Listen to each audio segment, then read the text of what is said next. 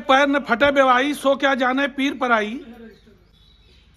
तो इस बीजेपी की जो सरकार है इसमें लगभग जो नेता मुख्य रूप से हैं, प्रधानमंत्री जी हैं, मुख्यमंत्री जी हैं, न इनकी पास बीवी है न इनके पास बच्चे हैं। तो ये क्या जाने दुख दर्द क्या होता है बीवी बच्चे का। अभी ये सरकार आई है, इनके पास तो कोई है ही नहीं आगे पीछे रोने वाला। कहते हैं मैं झोला उठाऊंगा चला जाऊंगा। सरकार बदलने का काम भी हो सकता है। जय हिंद साथियों, मैं कैप्टन आज़ाद। आप लोगों को पता है कि वन रैंक वन पेंशन का धरना बहुत दिनों से चल रहा है। अभी सरकार का फौजियों ने नाक में दम दे रखा है, लेकिन फिर भी सरकार बात नहीं सुन रही है। कई बार डिस्ट्रिक्ट मजिस्ट्रेट, सांसद को हर जगह दे रखा है एप्लीकेशन और धरना भी दिया है, लेकिन सरकार अभी तक कोई बात नहीं मान रही है। लेकिन अब हमारे बात मानने का उम्मीद है कि 25 तारीख को शायद ऐसा सुनने में आया है कि 25 तारीख को पूरे फौजी जाएंगे दिल्ली में और वहाँ रेल रोको का प्रदर्शन करेंगे। तो आज हमारे साथ हैं पूर्व सैनिक प्रमोद साहब, जो वतन जनता पार्टी के अध्यक्ष भी हैं। आज उनसे बात करेंगे। वीडियो में बने रहिएगा, लास्ट तक देखिएगा। सर, आपको तो पूर्व सैनिक हैं और आप अपने बारे में, मैं तो आप बता ही दिया, एक बार आप भी बता दो। अब बताने के बाद आपसे मैं 2-4 क्वेश्चन करूंगा जो आर्मी के ऊपर रहेगा। जी बताइए। मैं पूर्व सैनिक दफेदार प्रमोद कुमार सिंह, रिटायर्ड। आपने सेना की बात की, सैनिकों की बात की, उनके पेंशन की बात की, 25 तारीख को रेल रोको अभियान की बात की। वो आरोपी कई महीनों से लोग धरना दे रहे हैं जंतर मंतर पे। तमाम विकल्प चुने, डीएम को ज्ञापन दिया, सांसद महोदय को ज्ञापन दिया, सांसद का घेराव किया। अब इन्होंने एक चीज़ और सोची कि भाई हम रेल रोको यात्रा के द्वारा अपनी बात को सरकार तक पहुंचाएंगे। यह सरकार पता नहीं क्या किस दिलो दिमाग से चल रही है। सैनिकों को सैनिक तो कहना चाहती है, सैनिक को सैनिक मानती भी है, लेकिन उनकी भलाई की बात नहीं करना चाहती। देश सेवा की बात करेंगे, जन सेवा की बात करेंगे, सैनिकों के लिए अच्छी बात कहेंगे, लेकिन करेंगे नहीं। पता नहीं इनका सुझाव देने वाला कौन है, इनका सेक्रेटरी कौन है, इनके अधिकारी पदाधिकारी कौन है। अगर उनके बच्चे जिस दिन सेना में जाना शुरू हो गए, इन नेताओं के बच्चे जब जिस दिन सेना में जाने शुरू हो जाएंगे, कोई बताने वाला नहीं होगा, कोई बताने की जरूरत नहीं पड़ेगी। ये अपने आप समझ जाएंगे कि सैनिक का दर्द क्या होता है। कहते हैं कि जाके पैर न फटे बेवाई सो क्या जाने पीर पर आई। तो इस बीजेपी की जो सरकार है इसमें लगभग जो नेता मुख्य रूप से हैं, प्रधानमंत्री जी हैं, मुख्यमंत्री जी हैं, न इनकी पास बीवी है न इनके पास बच्चे हैं। तो क्या जाने दुख दर्द क्या होता है बीवी बच्चे का, क्या होता है दर्द जनता का। इनको तो लोगों ने बिठा दिया, जनता ने चुन के बिठा दिया, इसलिए यह समझ नहीं पा रहे हैं कि सैनिक का दर्द क्या होता है।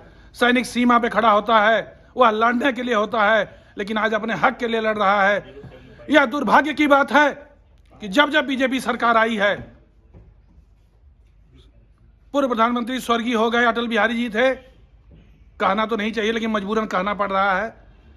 उनके टाइम में पेंशन बंद होने की बात हो गई, 2004 से हुआ कि नहीं पेंशन नहीं दिया जाएगा। अभी ये सरकार आई है, इनके पास तो कोई है ही नहीं आगे पीछे रोने वाला। कहते हैं मैं झोला उठाऊंगा चला जाऊंगा।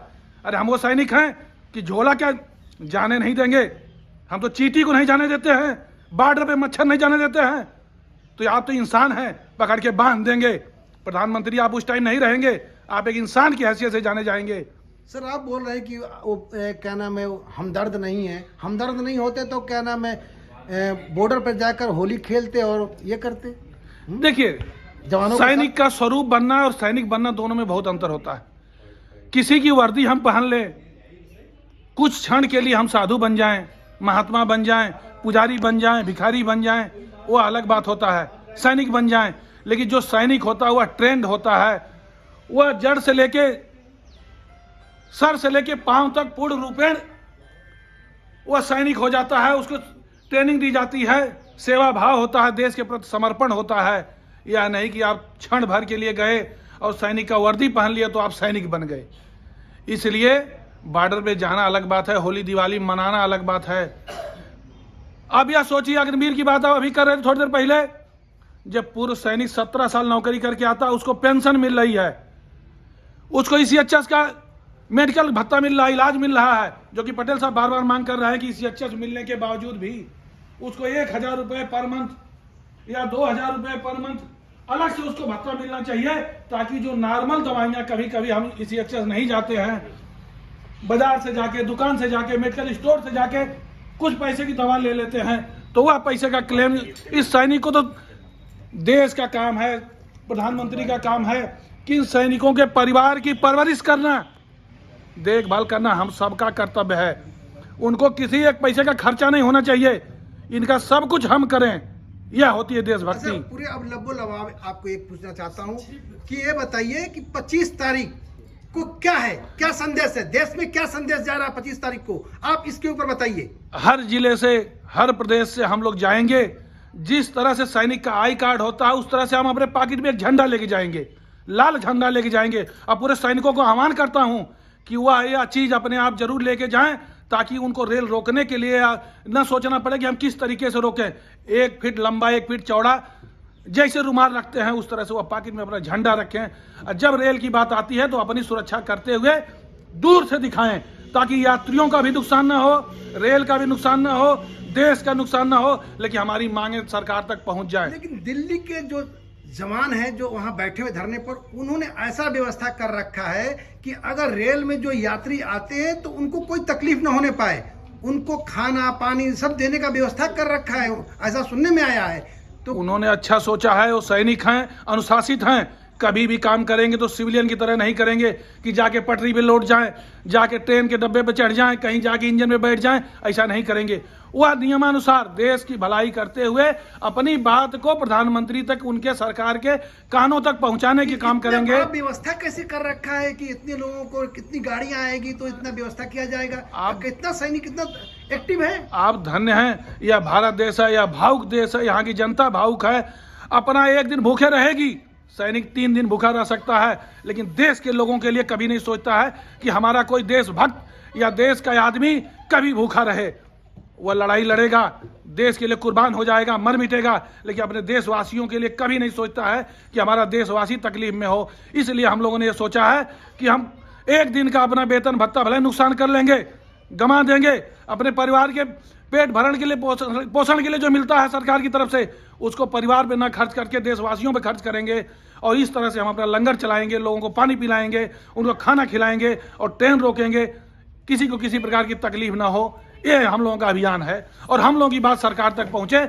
हम लोगों को आरोपी 2 लागू तो 19 में हो जाना चाहिए था, जो 24 आने वाला अभी तक नहीं हुआ, वो आरोपी 3 24 में लागू होगा।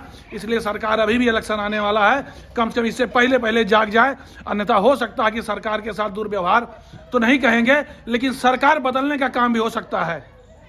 Okay, thank you. इन्होंने बताया कि रेल जो रोका जाएगा 25 तारीख को, तो मेरा खुद, मैं एक सैनिक हूं और मैं इलाहाबाद से, पूरे रेल रोकने के लिए कन्याकुमारी से लेके श्रीनगर तक जितने फौजी हैं, 28 लाख सैनिक दिल्ली के अंदर पहुंचकर धरने को कामयाब बनाएं, और धरना ऐसा करें कि सरकार का नुकसान है, क्योंकि हम पहले पता है कि हम लोग क्या है, एक राष्ट्र हित में कोई भी काम करते हैं, हम कोई अपना ऐसा ना कि राष्ट्र को नुकसान होने पाए, तो हम राष्ट्र के काम करेंगे, लेकिन सरकार को उस दिन मनवा कर रखेंगे।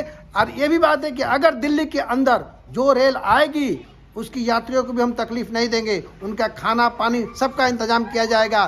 तो सरकार ये ना सोचे कि हमारी बात नहीं मानेगी, सरकार पक्का झुकेगी, और मुझे उम्मीद है कि झुकना चाहिए। तो आपको वीडियो लगे अच्छा तो लाइक करना, सब्सक्राइब करना, शेयर करना और बेल आइकन को जरूर दबाना। जय हिंद।